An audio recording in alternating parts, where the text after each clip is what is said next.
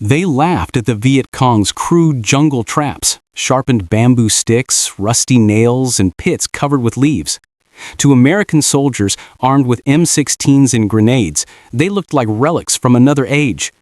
But in one forgotten corner of South Vietnam, those primitive weapons would bring an entire battalion to its knees. When 300 Viet Cong fighters found themselves surrounded, they had no air support, no artillery, and barely enough ammunition for a single firefight. What they did have was the jungle itself. Every vine, every pit, every handmade trap became part of their defense. And when the U.S. troops advanced, what happened next defied all expectations. To understand how it happened, we have to go back to the early days of the Vietnam War. By 1967, the Vietnam War had turned into a brutal contest of endurance. The United States, with its unmatched firepower, believed victory was only a matter of time. From the skies, B-52 bombers pounded suspected Viet Cong positions. On the ground, armored battalions swept through provinces in search of an enemy that refused to stand and fight. But beneath the canopy of South Vietnam's jungles, a different kind of war was being waged, one the Americans were never trained to fight. The Viet Cong did not rely on tanks or planes. They relied on patience, on terrain, and on their ability to vanish into the earth. Their weapons were simple, often handmade, yet every one of them carried the same message. We may not match your power, but we can outthink your strength. In the dense region near Tay Ninh, just miles from the Cambodian border, American forces had established a series of forward bases to cut off enemy supply lines. Intelligence suggested that a small Viet Cong unit had been operating nearby, perhaps no more than a few hundred guerrillas. The plan was straightforward. Send in a battalion of over 800 soldiers, sweep the area, and destroy any resistance. To the U.S. commanders, it seemed like a routine operation. They had helicopters, artillery support, and air cover from F-4 Phantoms stationed at Bien Hoa. Against such overwhelming might, the outcome appeared certain. But deep within the jungle, the Viet Cong had been preparing for weeks. They knew the Americans would come, not because of captured plans or radio intercepts, but because they had studied their rhythm. The sound of choppers, the timing of patrols, even the way the Americans paused to rest. The Viet Cong called this listening to the war. And in those silent hours before dawn, they listened carefully. Under the direction of a local commander known only by his code name, Viet Cong, roughly 300 fighters began transforming the jungle into a living trap. Using sharpened bamboo, scraps of metal from unexploded ordnance, and even discarded American cans, they built a deadly maze. Every trail was mined, every tree could hide a punji pit, and every fallen log might conceal a spike. They did not expect to win a grand victory. Their mission was survival, and to make the Americans pay dearly for every step they took. For Viet Cong's men, it was more than a battle. It was about proving that the jungle belonged to those who understood it. As the day of the assault approached, American reconnaissance reported little movement. The area seemed quiet, almost abandoned. Helicopters flew low, scanning for heat signatures, but the jungle swallowed everything. The decision was made. The battalion would move in at first light. When the sun rose, its light barely touched the ground through the thick canopy. The soldiers advanced cautiously, rifles raised, boots sinking into mud. They didn't know it yet, but the ground beneath them, the very earth they walked on, had been turned into a weapon. The Viet Cong waited, silent and unseen. In the calm before the storm, they could hear the Americans coming. The faint hum of engines, the clinking of metal, the heavy footsteps of men who believed they were the hunters, but in that jungle, the roles were about to reverse. In the days leading up to the assault, the 300 Viet Cong fighters under Viet Cong's command moved like shadows through the forest. They carried little more than shovels, machetes, and sacks of sharpened bamboo stakes. Their ammunition was scarce. Some rifles had only a handful of bullets, but their creativity was limitless. Every fighter knew that the traps, not their guns, would be the real weapon of this battle. They divided into small work groups, each assigned to a sector. One team carved out punji pits, deep holes lined with sharpened bamboo smeared with poison or filth to ensure infection. Another team set up swinging traps, triggered by tripwires so thin they vanished into the undergrowth. These devices could impale a man through his chest before he even saw the danger. Others prepared toe poppers, small explosive devices hidden beneath leaves, designed not to kill, but to cripple. Bakang moved among his men quietly, inspecting their work. To him, every trap had to serve a purpose, not just to wound, but to slow, confuse, and terrify the enemy. Fear was the invisible weapon. If a single American soldier hesitated, if a platoon stopped to check the ground, their entire momentum would collapse. The jungle was an ally, and it obeyed no one but those who understood it. The Viet Cong had spent their lives in this terrain. They could read the color of mud to tell if a path had been walked recently. They could sense when the wind shifted and carried the scent of foreigners, sweat, fuel, soap, all the smells that betrayed modern armies. Meanwhile, the American battalion, confident in its might, prepared for a textbook operation. Their commanders had planned a wide sweep across the area. Infantry would advance in line formation, while helicopters hovered overhead to provide overwatch. Artillery was on standby, ready to shell any resistance. The mission briefing described it as a limited engagement. But deep inside the jungle, the Viet Cong were creating something far more dangerous than any ambush. They were creating an environment of psychological warfare. As night fell, Bakong gathered his men. They sat in a small clearing, lit only by the dim glow of a single lantern. He spoke in a calm, steady voice. "They have their machines. We have the earth. Make the earth fight for us." His words carried through the ranks, not as orders, but as belief. For many of these fighters, this was their home village, their family's land. Losing it would mean losing everything. When dawn came, the traps were ready. The jungle floor had become a labyrinth of death. Some of the fighters dug shallow foxholes camouflaged with ferns. Others took positions in hollow trees or behind termite mounds hardened like concrete. They did not intend to fight a prolonged firefight. They intended to disappear, strike, and let the traps finish the rest. The first contact came just before noon. A forward American patrol stepped into a clearing that seemed untouched. The point man, a young soldier from Ohio, took 2 steps forward, and the ground gave way beneath him. The punji pits swallowed him whole. His scream tore through the silence. The platoon froze. Instinctively, the sergeant ordered everyone to halt, but it was already too late. The man behind tripped a wire, and a swinging log of spikes came crashing down from above, striking 2 soldiers. Chaos erupted. Radio chatter filled the air. "We've got casualties, multiple traps, watch your step, goddammit!" The jungle answered with silence.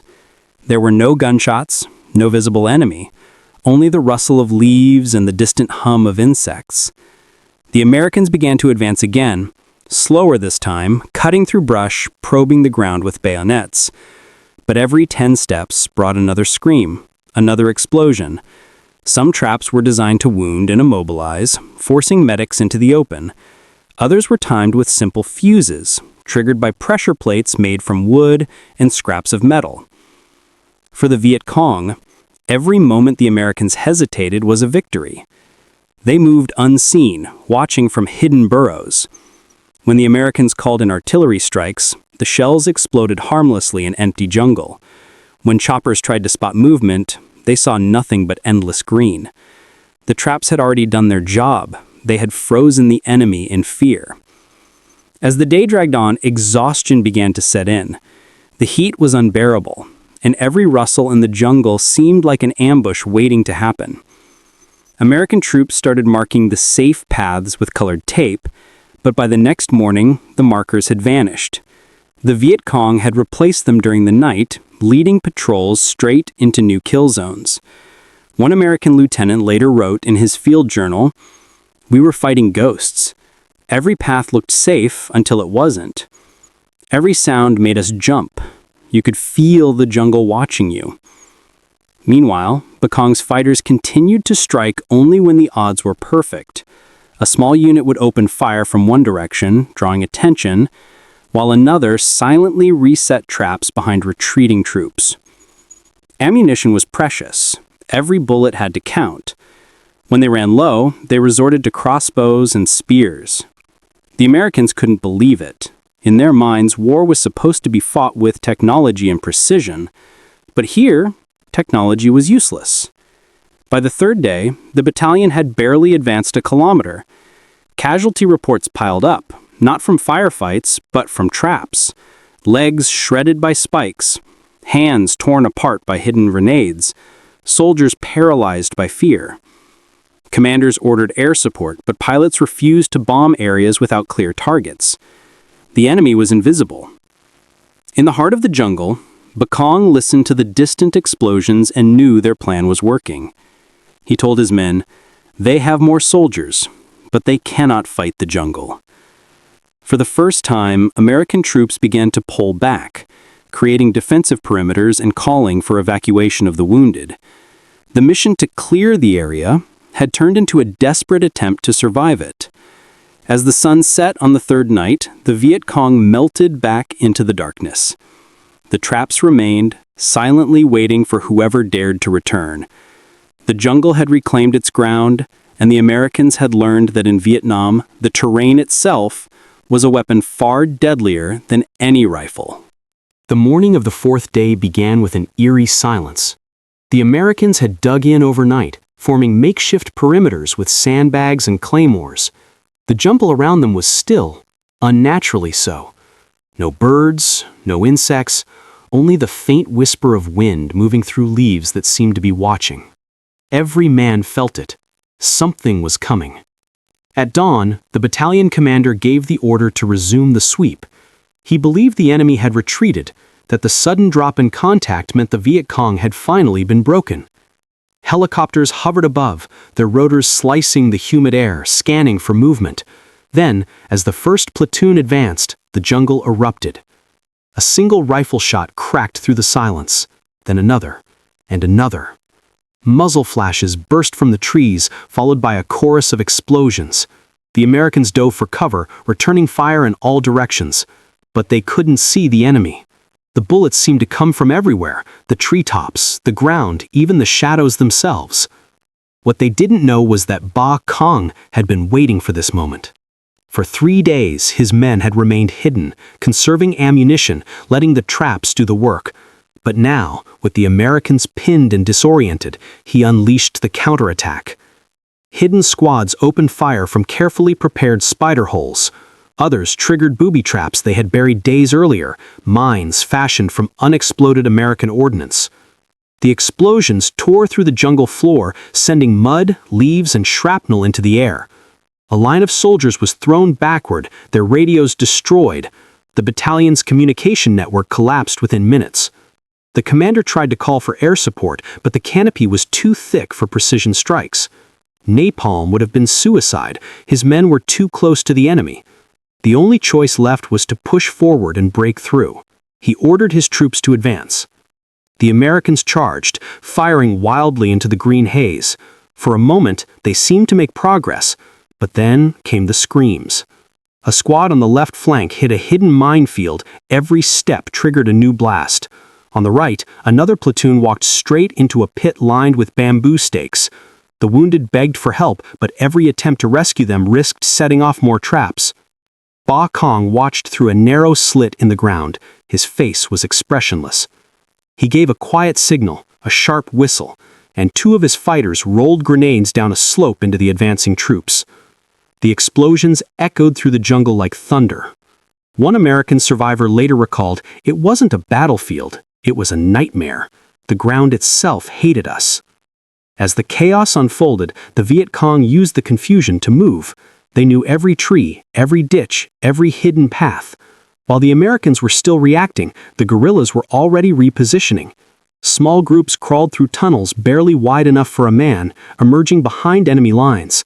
From there, they opened fire on command posts and medical tents.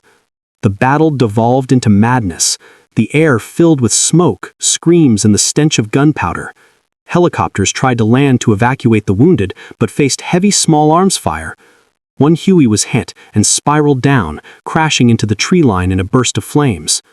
The survivors ran toward the wreckage, only to find the ground riddled with tripwires. Inside the American perimeter, morale began to collapse. Officers shouted orders that no one could hear. Medics crawled through mud, pulling men into makeshift shelters, their hands shaking. Every sound, a snapping branch, a bird call, even the wind made soldiers flinch. They fired into shadows, wasting ammunition, feeding their own panic. Meanwhile, the Viet Cong kept the pressure steady, but never overextended. Ba Cong knew they could not afford open combat. Their goal was not annihilation, but endurance. To make the Americans believe they were surrounded by an army far larger than reality. Through careful coordination, his squads attacked in short, brutal bursts from different directions, then vanished.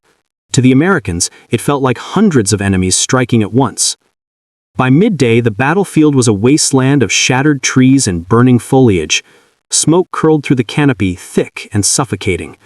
The wounded moaned in the heat as insects swarmed their bloodied uniforms.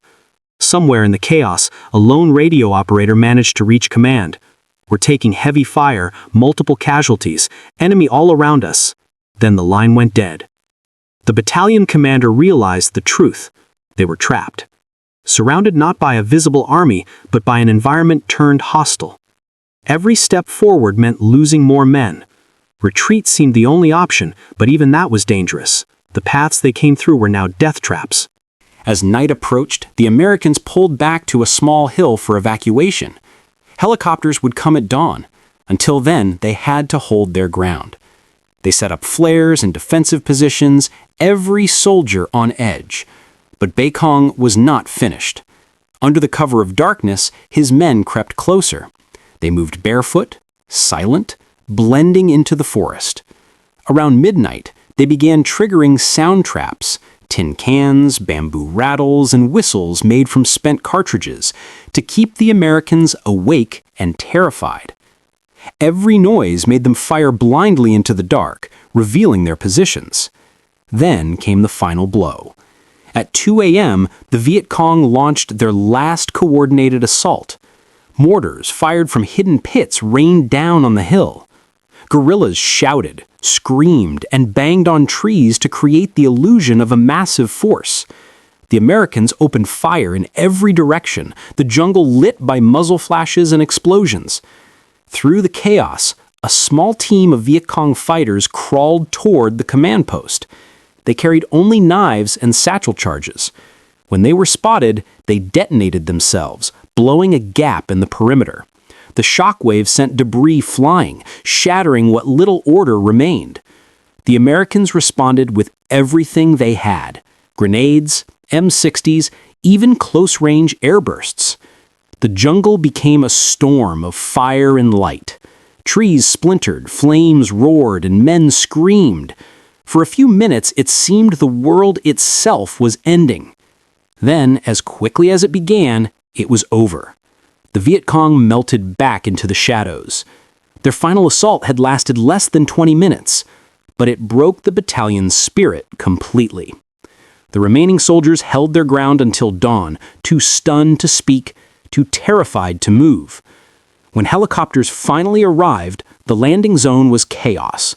Smoke rose from craters. Dozens of wounded men were carried aboard, their faces pale and blank. The pilots reported seeing no enemy, only a jungle scarred with holes, spikes, and blood. As the last chopper lifted off, Ba Cong watched from the tree line. His men stood beside him, exhausted, silent, covered in mud. They had lost many comrades, but they had achieved what no one thought possible. They had fought off a battalion with nothing but traps, courage, and the will to survive. In that moment, the jungle was quiet again. The leaves swayed gently, as if nothing had happened. But for those who had walked into that place, it would never be the same. The land had taken its price, and it had chosen its victor. When the Americans returned weeks later, they found no bodies, no weapons, no sign of the enemy, only the remnants of their own fear, shattered helmets, broken rifles, and the outlines of pits now filled with rainwater. The jungle had erased everything, except the memory of what it could do. When the smoke finally cleared, the Americans realized what they had walked into. The battle near Tay Ninh would never be officially recorded as a defeat, but among those who survived, no one ever called it a victory. Out of more than 800 men who entered the jungle, over half were dead, wounded, or missing. Many of the casualties had never even seen their attackers. The official reports described the engagement as a series of unexpected enemy actions, carefully avoiding words like ambush or trap. But the soldiers who returned told a different story. A story of a battlefield that felt alive, that punished every mistake, every misplaced step. For them, the jungle had become something almost sentient, an enemy more cunning than the men who fought in it. In Saigon, commanders tried to downplay the event. They insisted that the operation had disrupted enemy logistics and demonstrated American resolve. Yet within the ranks, rumors spread fast. Men who had been there spoke in low voices about ghost soldiers, about the jungle that screamed at night, about the eyes that watched them from the dark. The fear of booby traps became an obsession. Every leaf, every mound of dirt became a potential death sentence. Back at the field hospitals, doctors struggled to treat the wounded. Many injuries came not from gunfire, but from infection. Bamboo spikes coated in toxins, shrapnel laced with dirt. Some soldiers lost limbs, others never recovered their sanity. One medic wrote in his diary, "We used to fear bullets, now we fear the ground itself."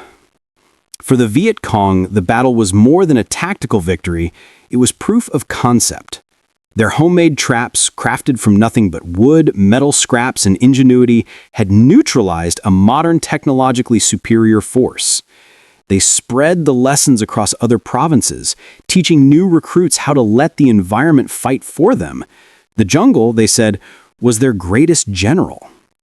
In Hanoi, the engagement was hailed as a triumph of people's war, the idea that determination and adaptability could overcome any empire. It fueled propaganda broadcasts across North Vietnam, stories of farmers and students defeating American battalions with tools made in their villages. To the world, it became another reminder that the conflict in Vietnam was not a traditional war.